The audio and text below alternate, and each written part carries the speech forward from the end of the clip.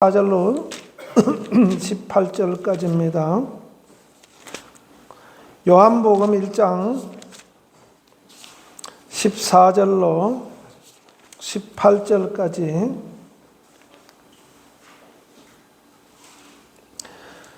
같이 짧으니까 같이 읽어보겠습니다. 시작. 말씀이 육신이 되어 우리 가운데 거하심에 우리가 그의 영광을 보니 아버지의 독생자의 영광이요 은혜와 진리가 충만하더라.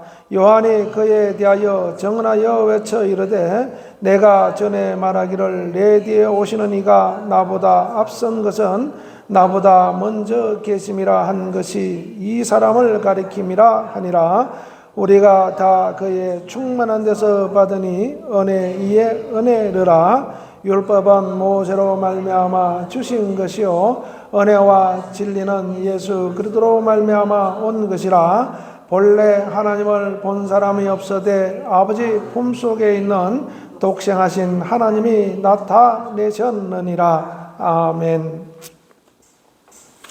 할렐루야. 오늘은 추수감사 주일입니다. 추수감사절은 그 시작이 1600년도 초에 유럽에서 청교도들이 미국으로 건너가서 메이플라워를 타고 가서 그렇게 정착을 해서 이제 농사를 짓고 뭐 이것저것 해서 이제 한 해의 결실을 거둔 것을 가지고 그 원주민들과 함께 기뻐하며 하나님 앞에 예배한 거기에서 유래가 된 겁니다. 그래서 그것이 이제 1800년도에 와서 아브라함 링컨 대통령이 이제 국가 공휴일로 그렇게 제정해서 지금도 미국에는 추수감사절이 하루가 아니고 그 주간 자체를 갖다가 전체로 추수감사절을 굉장히 큰 절기로 지킵니다. 그것은 뭐냐면 바로 하나님께 감사하는 그 은혜에 감사하는 그 마음이 그 절기 속에 들어있게 되는 겁니다.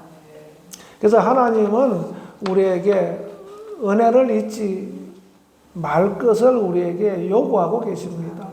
이스라엘 백성들이 애굽에서 탈출해서 나와서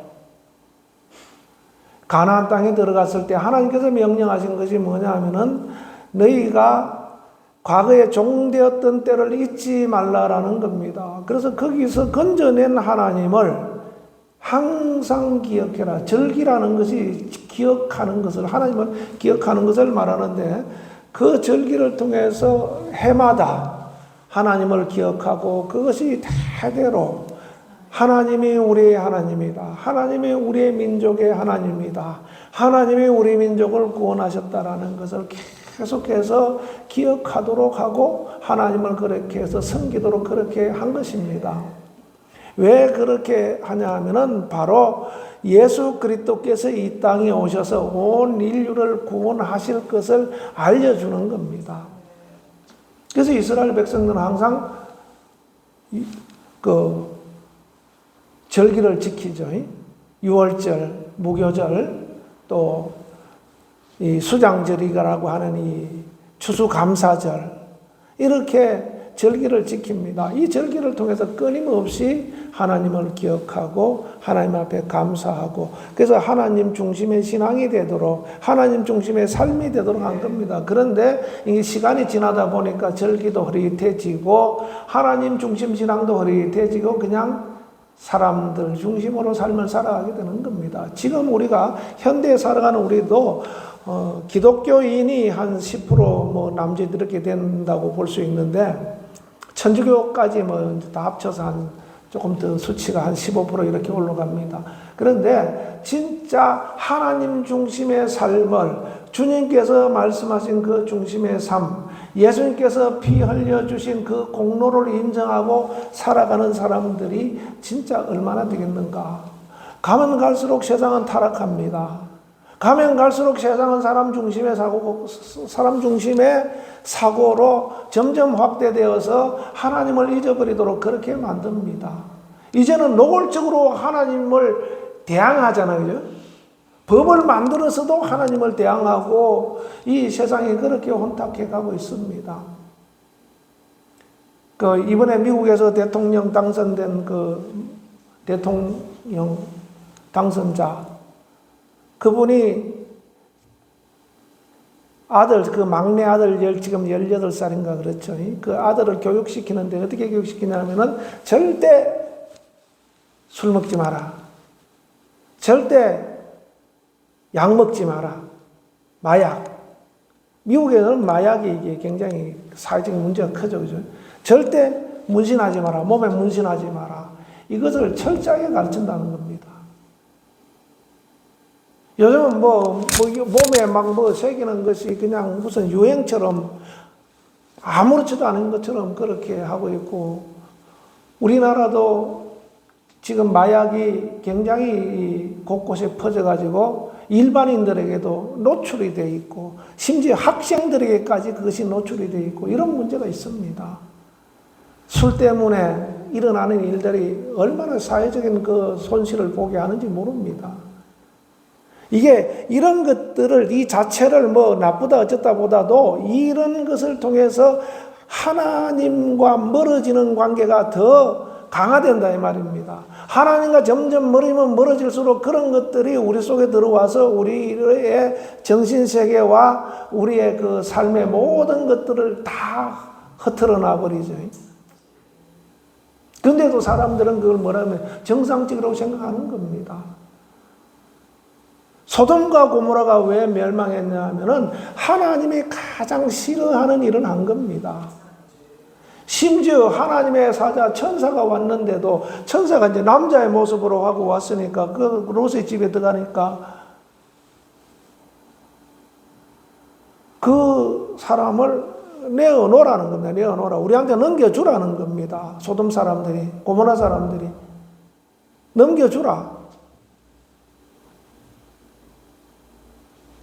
그런데 그만큼 많은 사람들이 그것이 정상인 것처럼 하나님을 대적하는 그런 문화, 그런 풍속이 마치 전혀 문제가 없는 것처럼 그렇게 인식하고 있는 시대에 하나님께서 심판을 하시는 거죠. 그죠?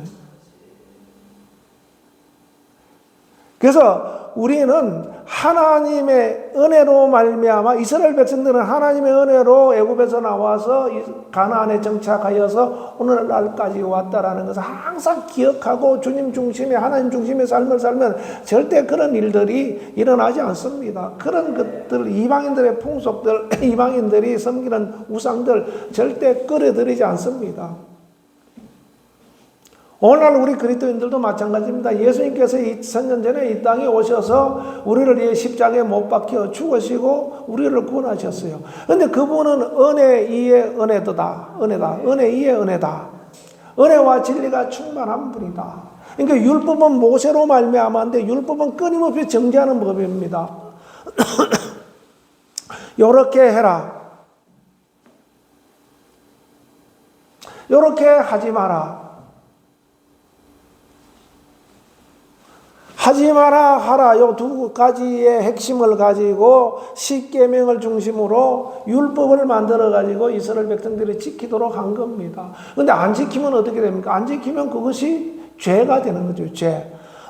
정죄를 합니다. 죄가 되면 반드시 그 죄에 대한 대가는 지불하도록 되어 있습니다. 그래서 부모를 공경하지 않는 사람은, 부모에게 막 폐악질하는 사람은 돌로 쳐 죽여도 아무 문제가 없어요. 그 죽이라고 되어 있습니다. 그리고 안식일을 안 지킨 사람들은 잡아다가 돌로 쳐 죽이면 돼요. 쳐 죽이도록 그렇게 쳐 죽인다니까, 좀 돌로 때려서 죽일 수 있는 그런 권한을 이스라엘 공동체에게 준 겁니다. 그러니까 죄는 끊임없이 정죄하죠. 정죄하고 심판을 합니다.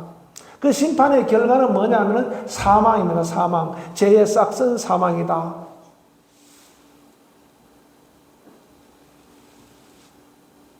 그런데도 불구하고 사람들은 끊임없이 하나님의 은혜를 망각하고 우리가 잘나서 사는 것처럼 그렇게 하나님 앞에 그걸 이스라엘 백성들을 뭐라 하냐, 그런 사람들은 목이 곧은 백성이다 이렇게 말하고 있어요. 목이 곧은 백성이다. 목이 딱 곧아가지고 하나님 앞에 안 숙여지는 사람들을 말하는 겁니다. 목이 곧은 백성이다. 그래서 하나님은 내가 목은 곧은 자가 아니라 목이 숙여져서 하나님 앞에 순종하는 삶을 살아라. 그러면 내가 너희들을 지켜주겠다라는 겁니다. 하나님을 공경하는 자는 자손 천대에 이르는 은혜를 내가 베풀어 주겠다라는 것은, 천대라는 것은 숫자 천대가 아니라 하나님을 공경하기만 하면은 끝까지 내가 책임지고 너를 지켜주겠다. 그러나 하나님을 거역하고 우상을 숭배하는 사람들에게는 자손 3, 4대의 저주가 임하게 하겠다라고 그렇게 출애굽기 20장에 말씀하고 있는 겁니다. 저주를 좋아하는 사람들은 없어요. 근데 하나님 떠나는 자체가, 하나님을 섬기지 않는 자체가, 하나님을 거역하는 자체가 이미 저주입니다. 왜? 아담이 그렇게 시작을 했기 때문에 그래요. 아담이 그렇게 시작해서 저주가 이 세상에 들어오게 된 겁니다. 그래서 이 세상은 하나님이 간섭하지 않으면은 그 저주에서 어떻게 벗어날 수 있는 방법이 없습니다. 우리 힘으로 아무리 애를 써도 벗어날 수 없어요. 왜? 이것은 영적인 문제가 있기 때문에 그래요. 그래서 예수님께서 오셔서 그 저주를 감당하기 위해서 십자가에 못 박혀 죽으신 것이다. 그래서 우리가 구원받았다라는 것은 바로 하나님의 은혜로 말미암아 죄에서 구원받았다라는 겁니다. 죄 때문에 우리가 지옥을 가야 되고, 죄 때문에 죄값을 받아서 심판을 받아야 되는데, 그 심판을 받지 않고 그 사망에 들어가지 않도록 죄에서 우리를 구원하셨다. 이게 하나님의 은혜를 생각할 때 가장 먼저 생각해야 될 은혜가 바로 이 죄에서 구원받은 하나님의 은혜를 받은 자다라는 겁니다. 이스라엘 백성들이 가장 먼저 생각하는 게 뭐냐면은 가나안 땅에 들어오기 전에 애굽에서 건지신 은혜를 항상 생각하는 겁니다. 자손 대대로 그것을 생각하는 것처럼 오늘 우리는 예수 그리스도께서 십자가에 못 박혀 죽으심으로 말미암아 우리가 죄에서 사함을 받고 구원을 받았다라는 사실을 우리가 늘 기억해야 됩니다. 그래서 구원의 은혜. 그래서 사도들도 이 은혜를 말씀할 때 은혜의 복음, 은혜의 말씀, 또 은혜의 직분, 내가 하나님의 은혜로 직분을 받았다. 그래서 은혜의 직분이다. 복음의 제사장으로 은혜의 직분을 받았다. 사도 바울도 그렇게 고백하고 있는 겁니다. 그래서 은혜의 말씀, 은혜의 복음. 그래서 우리는 은혜가 없으면은 복음은 은혜를 싣고 오죠. 은혜를 가득 담고 은혜를 가지고 우리에게 다가오는 겁니다. 즉 예수 그리스도께서 오신 것은 내게 은혜를 주시기 위해 오셨다. 그래서 그 은혜는 끝이 없는 거예요. 그래서 은혜 위에 은혜가 있다. 은혜 위에 은혜가 있다. 그래서 예수님은 쉽게 말하면 아무리 화가 나도 우리에게 은혜만, 그러니까 뭐 예수님이 화가 나서 우리에게 뭐 어떤 저주를 한다 이런 의미보다도 예수님을 파고 아무리 파도 그 은혜가 다함이 없다 이 말입니다. 계속해서 나오는 것이 은혜예요. 그죠? 그래서 제자들이 묻습니다. 선생님, 형제가 죄를 범하면 우리가 몇 번 용서해야 됩니까? 7번 용서하면 되겠습니까? 예수님께서 아니다. 70번이라도 용서해라는 겁니다. 와서 너희 형제가 와서 잘못했다고 하기만 하면은 70번은 70 곱하기 70이죠. 그죠? 그러니까 이거는 어떤 숫자적인 의미가 아니라 끝없이 용서해라. 내가 그 일을 위해서 왔다라는 것을 알려주고 있는 겁니다. 그러니까 용서의 근원은 네가 아니고 예수님께 있다라는 거, 예수님께서 나에게 있다라는 것을 말씀해 주고 있는 겁니다. 내게 있기 때문에 나는 너희들을 끊임없이 용서하는 자이다. 왜? 너희들이 지은 죄를 내가 다 짊어지고 십자가에 죽을 것이기 때문이다라는 겁니다. 그래서 사람들이 제자들이 그것을 듣고 이해가 됐겠습니까? 그렇구나라고 했지만 당장 자기 앞에 어떤 문제가 생겼을 때 이해가 그 용서의 실행이 잘 안 되죠, 그죠? 그래서 어떤 사람이 와가지고 선생님 선생님이 아니죠. 내가 돈을 빌렸으니까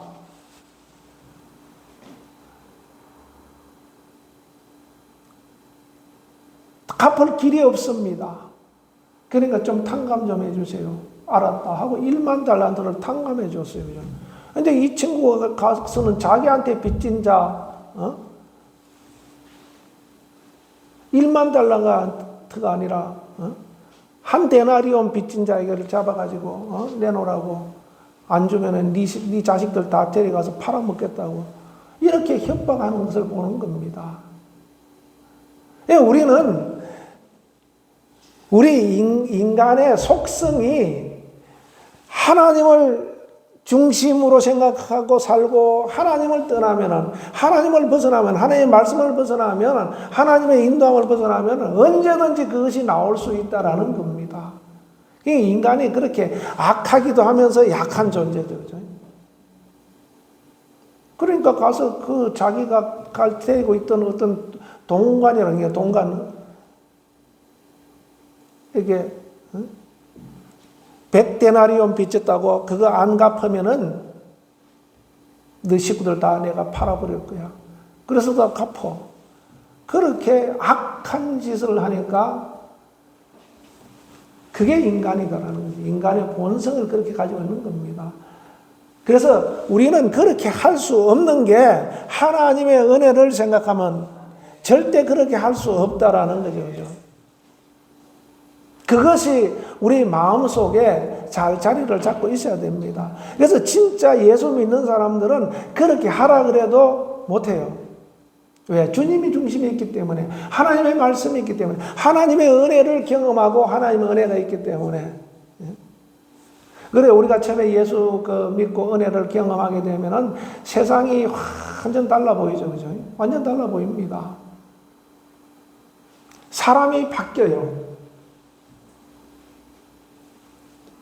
그래서 우리가 바로 하나님의 은혜를 항상 기억하고 하나님 중심의 삶을 살아야 된다. 그래서 거기서 가장 큰 것은 바로 죄에서 내가 구원을 받았다라는 사실, 이것을 생각하고 하나님 앞에 감사하는 자가 되어야 되는 겁니다. 그리고 우리가 하나님께서 우리를 인도하시는 하나님, 이스라엘 백성들을 애굽에서 이끌어내시고서 그 광야길을 통해서 40년 동안 하나님께서 보호하십니다. 그런데 그들이 나올 때 뭐냐면 옷이 헤어지지 않았다 그랬어요. 발이 부러뜨지 않았다 그랬습니다. 그렇게 하나님께서 철저하게 지키셨다.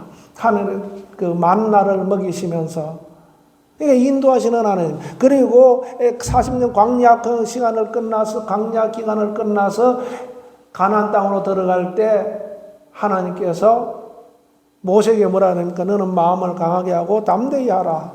굳세게 하라는 겁니다. 내가 너와 함께 하겠다. 그런데 네가 해야 될 것은 좌로나 우로나 치우치지 말고 하나님의 말씀을 잘 지켜 행하라는 겁니다. 하나님 중심을 두고 있으란 말입니다. 너희 조상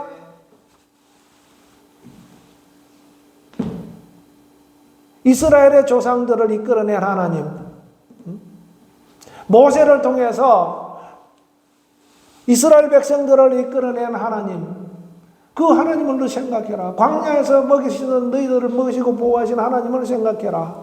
그 하나님이 함께하여서 너희를 거기로 들어가게 하겠다. 그래서 여호수아가 힘을 내서 그렇게 가나안 땅을 정복하게 되는 겁니다. 이처럼 오늘 우리도 마찬가지로 하나님께서 우리를 어떠한 상황에서도, 어떠한 순간에서도 우리를 지키시고 보호하시고 인도하신다. 하나님은 우리의 피난처시요 힘이시니 환난 날에 만날 큰 도움이시라. 산이 막 흔들려서 지진이 나서 막 바다에 들어가고 막 난리가 나도, 해일이 일어나서 막 산을 덮어버리고 그러할지라도 하나님은 우리를 도와주신다라는 겁니다. 아멘. 그 하나님을 끝까지 믿고 인정하고 은혜에 감사할 수 있는 자가 되어야 되는 겁니다. 우리가 은혜를 잊어버렸다는 것은 모든 걸 다 잃어버리는 겁니다. 은혜를 잃어버린 것은 모든 걸 다 잃어버리는 것이다. 즉 은혜를 잃어버렸다는 것은 예수님을 잃어버렸다라는 것을 말씀하고 있는 겁니다.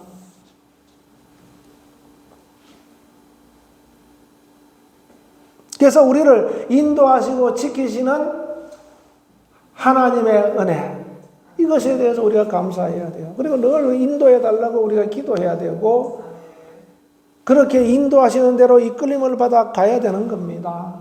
아멘. 우리가 세상에 살지만 절대 세상 사람들과 같지 않다. 내 안에는 주님이 계시다라는 겁니다. 내가 너희 안에, 내만이 너희 안에 있고 너희가 내 안에 있다. 그러면 너희가 내 제자가 된다는 겁니다.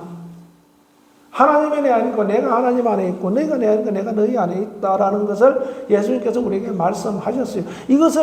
이것은 바로 예수님이 우리 중심 안에 계시는 거죠. 중심 안에 계셔서 우리를 도와주시는데 주인으로 도와주신다는 겁니다. 이끌고 가시는데 주인으로 이끌고 가시는 거예요.